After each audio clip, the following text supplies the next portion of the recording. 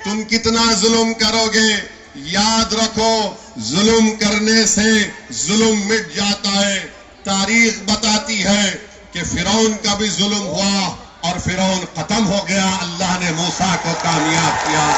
तारीख बताती है कि नमरूद ने आग लगाई मगर उस आग में अल्लाह ने इब्राहिम को बचाया और नमरूद एक लंगड़े मच्छर से उसका खात्मा अल्लाह ने कर दिया।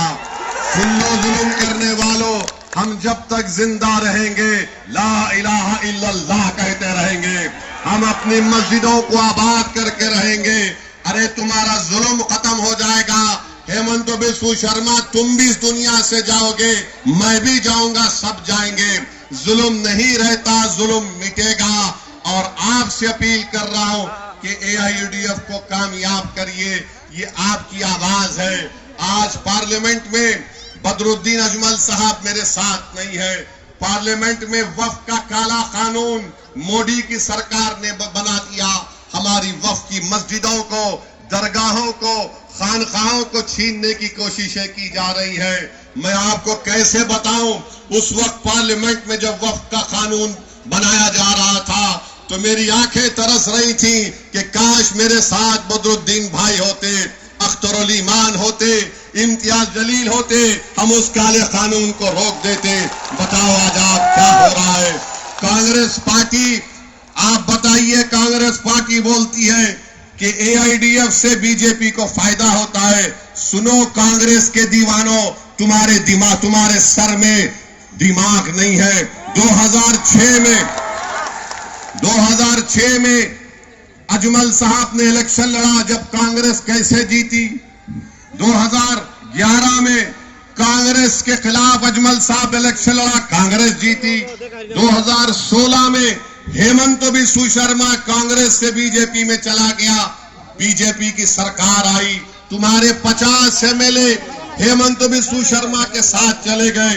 2021 में तुम इतनी बेशर्मी से बात करते हो कांग्रेस वालों, तुमने बदरुद्दीन अजमल साहब का गिरबान, उनका हाथ थामा और फिर आज तुम कहते हो कि AIUDF से बीजेपी को फायदा होगा।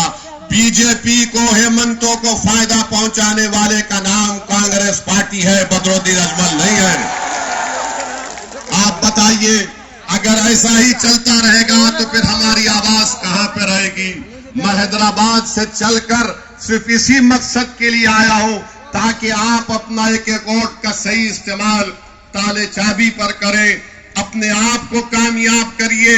पार्लियामेंट के इलेक्शन में आपने फैसला लिया, मैं आपको बताना चाह रहा हूं, मुझे माफ कर दो आप, अगर कोई मां अपने बेटे से नाराज हो जाती है तो क्या वो मां अपने बेटे को दूर कर देती है या अपने सीने से लगा लेती है।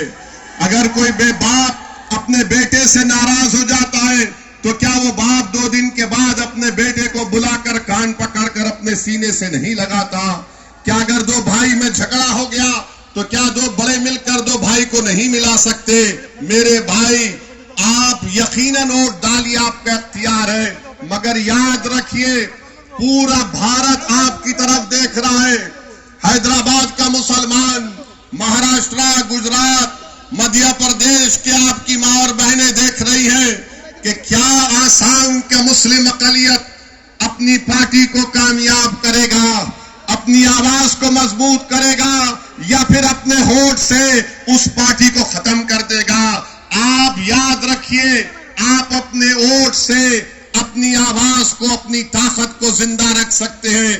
ये इलेक्शन बदरुद्दीन अजमल का नहीं है, ये इलेक्शन हमारे बच्चों के मुस्तकबिल का है। आप अपना वोट जब डालने जाएंगे, जब वोट डालने जाएंगे, बता दो दुनिया को, जिन्होंने हमारे घरों को उजाड़ा, हम वोट के जरिए ताला चाबी पर वोट डालेंगे। और आखिर में, क्योंकि हमको और 5-4 जगह पे जाना है, मैं आपसे अपील कर रहा हूं कि आप 9 तारीख के दिन ताला चाबी को डालेंगे। हाथ उठाकर जवाब दीजिए, ताला चाबी को डालेंगे, बदरुद्दीन अजमल AIUDF को कामयाब करेंगे। तो लगाओ मेरे साथ नारा, नारे तकबीर, नारे तकबीर। अस्सलाम वालेकुम, बहुत बहुत शुक्रिया। Yasin जिंदाबाद Atatürk Yasin जिंदाबाद Atatürk Yasin जिंदाबाद Minaşir Rahman जिंदाबाद Minaşir Rahman जिंदाबाद Atatürk Yasin जिंदाबाद